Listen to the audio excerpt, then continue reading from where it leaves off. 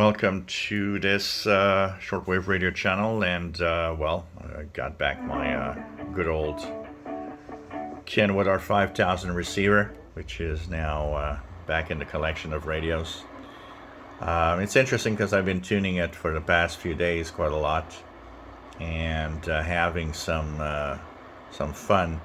And one of the things that really comes to mind easily here is how better the audio and general overall performance of this radio is actually improved over the ICOM ICRD500.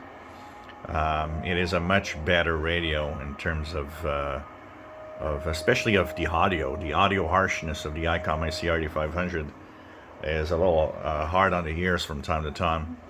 While here, this one is actually definitely a much better audio for such a big rig. Performance-wise, it seems to work well. Of course, it comes back after being fixed with the dreaded dots problem. That is one of the biggest problems of that rig, the Kenwood R-5000. A lot of them will develop the dots problem because of the compound that they put on the board that actually mixes with the atmosphere, the humidity, and creates this acidic paste. And so what happens is that the phase lock loop actually loses its lock, so the radio doesn't know where it's tuned anymore. So and also, Eric Fastload has fitted this receiver with a pan adapter also, which I'll be looking into at some point. For the rest, glad to be back with this old friend. For those that don't know the story, the Kenwood R-5000 was, for me, the radio was drooling about. There was a store downtown Montreal called Radio Lorenz, where they sold this radio, and I would go there to get a lot of books. Sheldon Harvey was selling books there at the time, and we're, I guess, in 1990, around 1989, 1990. And every time I would go buy the books, I would, of course, look at the Kenwood and drool over it for a little while, and thinking someday I'll have one. And that day came through an ad. My brother saw an ad in the newspaper, and a guy not very far from where I live was selling it, and it was brand new. The guy had the receipt. He had that radio for about 6 months at the time. He had never even used it once. He kind of realized it wasn't his thing. So here with the filter, the extra filter, because the AM filter is very wide on this radio when you buy it, there's also there's a replacement filter that you could buy from Kenwood.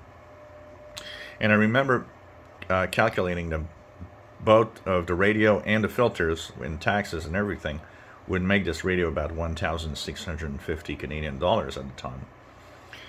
And I went to see the radio the guy was selling. He was asking 900 with the filter, so that was kind of nice. The filter was not installed yet. He had not opened the radio, didn't even know what to do.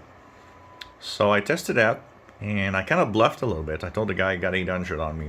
Is 800 enough? And he just looked and said, yeah, it's okay, it's fine. So finally it was half the price, basically, for a radio that was only 6 months old. So it was actually a good bargain that I had for that radio at the time. And I remember bringing it home and having this radio for the first time on shortwave was truly amazing. And I mean, from about 1990 until the DOTS problem was there, around 2008, it was my main rig. That was my shortwave radio, and so kind of nice to have it back and in working order, and hopefully it's going to stay in working order for a while. So the Kenwood R-5000 communications receiver, if you do see one for sale, be wary that you might have the dots problem. It's very important to understand that it's a common problem for those rigs. So be careful what you purchase online. If you enjoy my videos, please subscribe, give us thumbs up. Thank you for watching.